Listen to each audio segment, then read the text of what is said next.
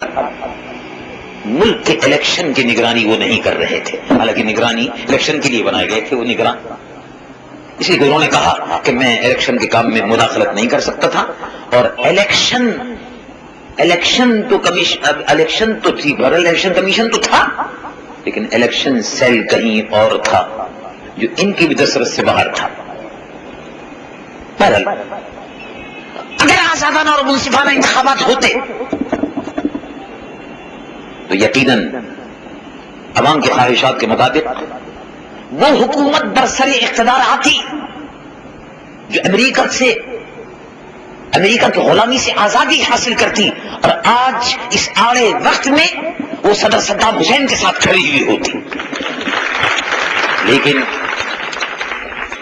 امریکی ایجنٹوں کی حکومت ہے، امریکہ کے دلالوں کی حکومت ہے، یہودیوں کے اور امریکنوں کے پروردہ لوگوں کی، برطانوی سامراج کے پروردہ لوگوں کی حکومت ہے جو عوام کی خواہشات کو کچلنے کے لیے امریکہ اس کو برسر اقتدار لایا ہے۔ اب آہستہ آہستہ سازش کو انکشافات ہوتے رہیں گے اور آپ بھی اور ہم بھی اور آپ سب دیکھتے رہیں گے۔ آج امیر کویت، اب آپ سوچئے کہ پاکستان ایک نظریاتی مملکت ہے، پاکستان کی بنیاد قرآن و سنت پر ہے، جس کا دستور اسلامی ہے۔ ارے بھائی آپ کا دستور اسلامی ہے، آپ کو امیر کویت سے کیا دلچسپی ہے جو ہر جمعرات کو ایک شادی کرتا تھا؟ آپ کو کیا دلچسپی ہے؟ آپ کا اس امیر کویت سے کیا دلچسپی ہے یہ 70 بیویوں کو چھوڑ کر اپنے نائٹ سوٹ میں ہیلی کاپٹر میں بیٹھ کر بھاگ گیا تھا؟ آپ کو اسے کیا دلچسپی ہے؟ امیر کویت سے آپ کو کیا دلچسپی ہے؟ کہ پاکستان اس لیے معرض وجود میں آیا تھا کہ کویت کے اور دبئی کے اور بحرین کے ان عیاش اور بدکردار حکمرانوں کا تحفظ کرے۔ پاکستان اس لیے تو وجود میں نہیں آیا تھا کہ پاکستان کی فوج اس لیے وجود میں آئی تھی کہ سعودی عرب کے بدکردار حکمراں فہد بن عبدالعزیز،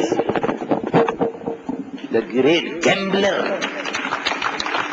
دنیا کا سب سے بڑا جواری فہد بن عبدالعزیز، خائن الحرمین، کیا یہ پاکستان اس لیے معرض وجود میں آیا تھا کہ ان بادشاہتوں کا تحفظ کرے جن کا اسلام میں کوئی وجود نہیں ہے؟ اسلام میں بادشاہت کا کوئی وجود نہیں، اسلام میں ڈکٹیٹروں کا کوئی وجود نہیں ہے، اسلام بادشاہتوں کا اور ڈکٹیٹروں کا سب سے بڑا دشمن ہے۔ اسلام نے اپنے پہلے حملے میں دنیا کی 2 بڑی بادشاہتوں کو چیلنج کر دیا، اپنی غربت میں، عالم غربت میں کھجوریں کھا کر ستو پی کر یورپ کی بیزنٹین امپائر سے مسلمان ٹکرا گئے اور ایران کی بادشاہت سے ٹکرا گئے، بادشاہتوں کو ختم کر دیا۔ اسلام تو بادشاہتوں کو ختم کرنے کے لیے آیا تھا۔ پاکستان کی فوج، یہ پاکستان اس لیے تمہارے سے وجود میں نہیں آیا تھا کہ بادشاہوں کی حفاظت کرے گی، اس لیے تو پاکستان نہیں بنا۔ پاکستان کی فوج کو کرائے کی فوج بھی نہیں ہے، پاکستان کی فوج غیور مجاہدوں کی فوج ہے، یہ رسول اللہ کے دیوانوں کے پروانوں کی فوج ہے، غلط حکمرانوں کے ہاتھ میں چلی گئی ہے۔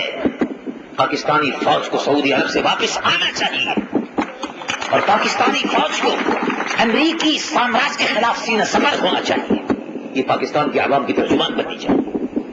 میں مختصر سی بات پھر یہ عرض کروں گا کہ اس وقت سب سے بڑا اور اہم مطالبہ جو ہے وہ یہی ہے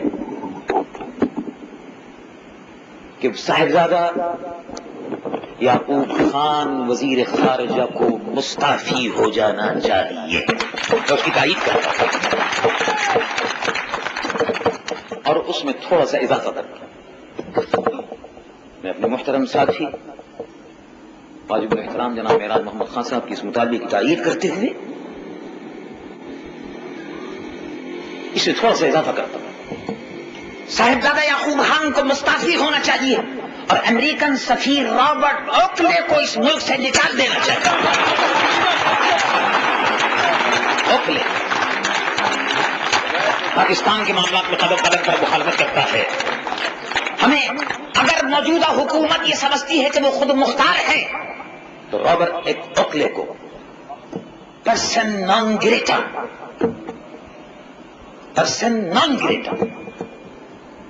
وہ شخصیت جو ناپسندیدہ ہے، جو CIA کا ایجنٹ ہے، اس کو ناپسندیدہ شخصیت قرار دے کر یہاں سے نکال دینا چاہیے کہ اس لیے کو پاکستان کے معاملات میں مداخلت کرتا ہے. آپ اس معاملے سے متفق ہیں؟ انشاءاللہ وقت آئے گا کہ ہم حکومت سے ان تمام مطالبات کو منوا کر رہیں گے انشاءاللہ. پاکستان کو امریکہ کے دلالوں سے اور یہودیوں کے پالتوؤں سے نجات دلا کر رہیں گے انشاءاللہ. میں آخر میں جہاں بہت سے معاملات پر میرے محترم بزرگوں نے تفصیل سے روشنی ڈالی، وہاں ایک مختصر سی بات آخر میں یہ عرض کروں گا کہ یہ جو کہا جاتا ہے کہ عراق میں مسئلہ کشمیر پر حمایت نہیں کی، لوگوں کا حافظہ اتنا کمزور تو نہیں ہے. 1 اگست کو قاہرہ میں 1 اگست سن 1990 قومی اسمبلی 6 اگست کو توڑی گئی، توڑوائی گئی. اس میں بھی امریکہ کا ہاتھ معلوم ہوتا ہے، اوکلے کا ہاتھ معلوم ہوتا ہے. قومی اسمبلی 2 اگست کو توڑوائی گئی اور 1 اگست کو 6 کو اور 1 اگست کو قاہرہ میں مسلم ممالک کے وزرائے خارجہ کی کانفرنس ہوئی. آپ کو یاد ہوگا OIC فارن منسٹرز، مسلم ممالک کے وزرائے خارجہ کی جو انجمن ہے OIC organization of Islamic conference, اس کے فارن منسٹرز کی کانفرنس ہوئی قاہرہ میں. مسئلہ کشمیر اس کے ایجنڈے پر تھا اور آپ کو معلوم ہے اس دن کے 2 اگست کے اخبارات ملاحظہ فرما لیجیے. اس میں یہ خبر ہے کہ تمام مسلم ممالک کے وزراء خارجہ نے کشمیر پر قرارداد کو متفقہ طور پر منظور کیا اور اس میں عراق بھی شامل تھا. اور یہ جو بات کہی جاتی ہے سن 62 کی 65 کی اور 71 کی، تو صدر صدام حسین عراق میں برسر اقتدار اس زمانے میں تھے ہی نہیں. صدام صاحب تو اقتدار میں آئے ہوئے ان کو 12 سال ہوئے ہیں، وہ تو تھے ہی نہیں. مختلف حکومتیں آتی رہی، جس طرح سے یہاں امریکی ایجنٹوں کی حکومتیں آتی رہیں، وہاں بھی بہت سے لوگوں کے ایجنٹوں کی حکومتیں آتی رہیں. اب خدا کر کے الحمدللہ 12 سال سے عراق میں ایسی حکومت آئی ہے جو الحمدللہ مسلمانوں کی ترجمانی کر رہی ہے. تو اس لیے عراق کی حکومت کو مورد الزام نہیں قرار دیا جا سکتا. اور اس قسم کی باتیں ایسے وقت میں میں سمجھتا ہوں کہ انتہائی گھٹیا، انتہائی سفلہ پن ہے. عراق ایک برادر اسلامی ملک ہے.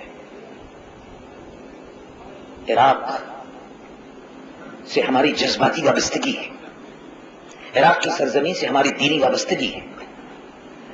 اور امریکہ سے، یہودیوں سے، برطانیہ سے، ان سامراجیوں سے ہمیں قلبی نفرت ہے. جو بھی امریکہ کا مقابلہ کرے گا، جو بھی یہودیوں کو چیلنج کرے گا، ہم ایک مسلمان کی حیثیت سے انشاءاللہ اس کا ساتھ دیتے رہیں گے. کہا یہ جاتا ہے کہ پاکستان میں جو لوگ مظاہرے کر رہے ہیں ان میں پیسہ تقسیم ہوا ہے، تو ماشاءاللہ. اور جو لوگ امریکہ میں مظاہرے کر رہے ہیں ان میں پیسہ کس نے تقسیم کیا ہے؟ ابھی پرسوں امریکہ میں مظاہرہ ہوا، امریکنوں نے مظاہرہ کیا اور صدر بش کے وائٹ ہاؤس پر گندے انڈے اور جوتے پھینکے. تو کہ یہ لوگ بھی صدام حسین نے بھیجے تھے کرائے کے پیسے دے کے؟ اللہ اللہ.